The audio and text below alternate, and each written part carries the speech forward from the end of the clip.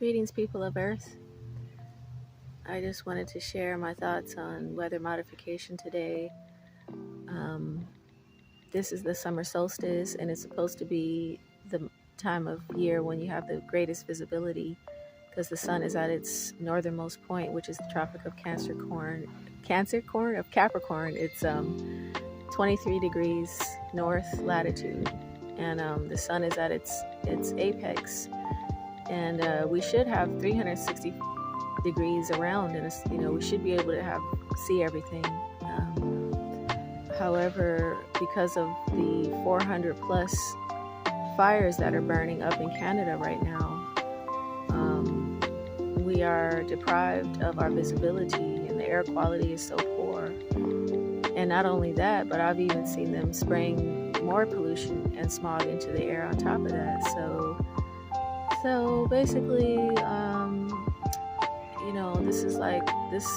it is sunny, so I'm grateful for that, because last year in Seattle, during the solstice, it was really gloomy and rainy and cloudy and cold. And at least here, it is sunny and warm, so I'm glad for that. I've been at the beach every day.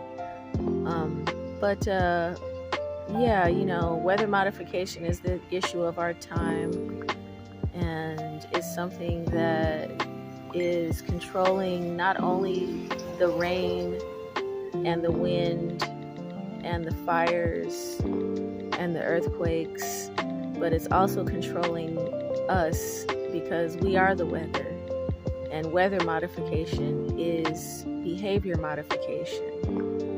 Okay? It's affecting us in ways that we don't know. It's definitely affecting our mood, that's for sure, because I can tell you, I've been doing the van life thing now for 2 years. I've been all over the country, and every place that I go to has a different kind of oppressive quality to it. Here in Illinois, where I find myself, there is this very powerful impulse to overeat. And gosh darn if I don't see myself surrounded with people who are obese in this place. And I never felt this impulse when I was in Seattle. In Seattle, there's a different kind of impulse. It's the impulse to isolate and to kind of,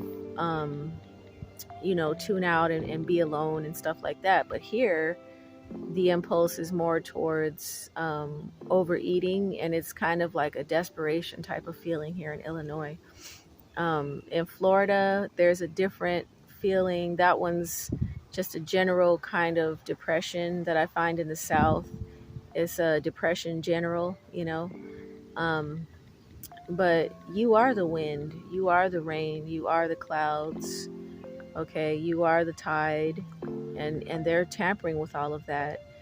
And so it's up to us, the people, to actually learn about what they're doing with the weather and try to care about that, because there's a lot of suffering that doesn't have to happen just based on the decisions that we make, right now.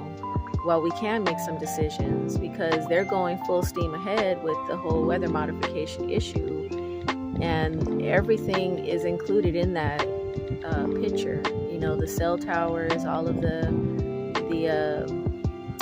the wireless, all of the so-called green energy modalities, solar, wind, hydropower, all of it is generating static electricity that's feeding this amazingly powerful fake wave that is just over our heads. And they're imitating nature, because that's all they can do, is they can mock the creator. They mock and they imitate, and they're trying to create a dome, a false dome underneath our real dome that they control, and that they can move around, and they're doing all kinds of goofy stuff, We're fortunate because they're still in the early phases of this. They've only really been serious about it since the 1940s that we know of. And so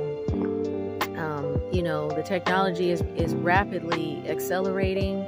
The things they can do will blow your mind, and it's unbelievable. And I know people don't believe me, and I know nobody believes me when I'm saying this stuff about the weather mods. I know that nobody believes me. You guys probably think I'm crazy. All I can tell you is that if you've ever seen the movie, not Horton Hears a Who, but it's another Dr. Seuss movie where they had like the false weather, and they had the Thneed. Remember, they had to have the Thneed, and they had the Thneed trees, and shoot, I can't remember the name of that movie, but basically that's our future. It's a future where, you know, they will tell us what time the sun is going to rise or set, because they're the ones who are rising and setting our sun. You know, they're going to tell it. I mean, it's already like that now. You know, they're the ones who are creating the storms and the hurricanes, and they're working together with nature, but they're also abusing nature, and they're also being malicious towards nature and towards the natural environment in order to overcome it, in order to break the natural systems that we have. And, you know, it's not necessary for us to suffer as much as we do with droughts and floods and fires and earthquakes. You know, the way that the devastation that we've seen. And they want to call it global warming, you know, and that's,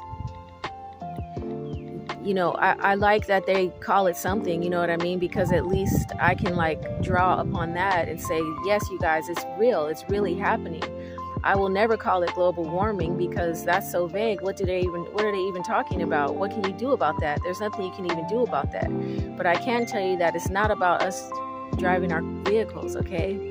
And the whole global warming angle is to get us out of our vehicles and to get us walking and to get us, you know, on the bus, and like so that we don't have our freedom anymore, and to make it so that we can't travel anymore, and so that we can't eat what we want to eat, and, you know, just like diminish our quality of life. So I figure this is the big one. You know, weather modification is the big issue.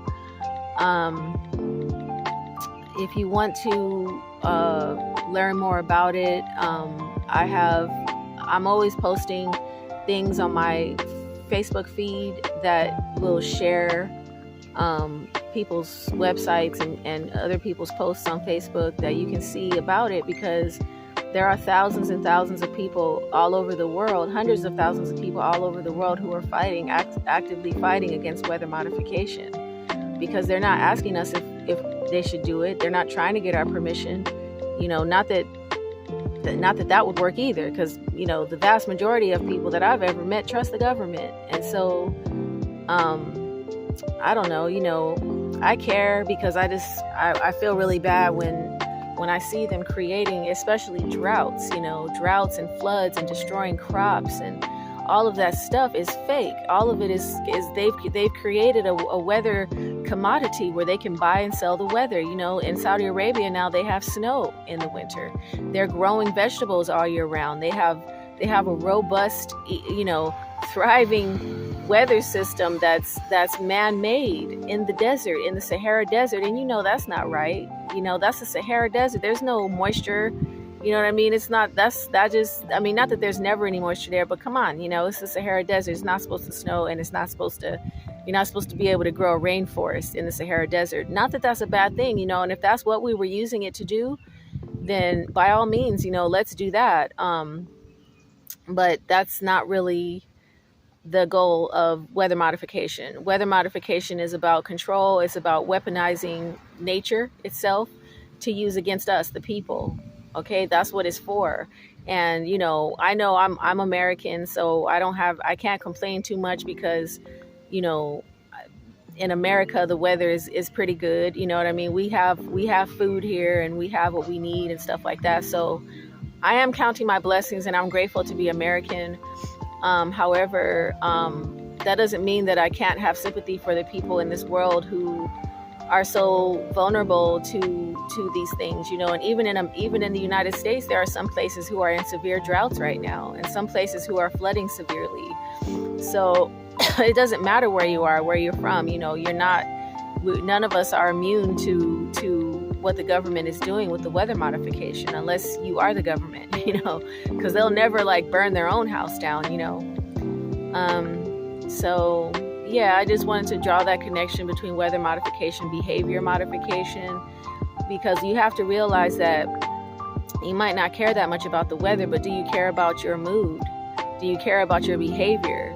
You know, they're sending electrical signals through us because we're all loaded up to the brim with nanoparticulates of metal and graphene. For those of you who took the injection, you're filled up with graphene oxide, and that's you know, an obedient compound, and so many other metal particulates that are receivers. They're sensitive to commands that come from, you know, command central, mind control central, you know. So are you really behaving off of your own volition, or are you doing things because there are frequencies in the air and signals in the air that are suggesting that it wants you to behave in these kinds of ways?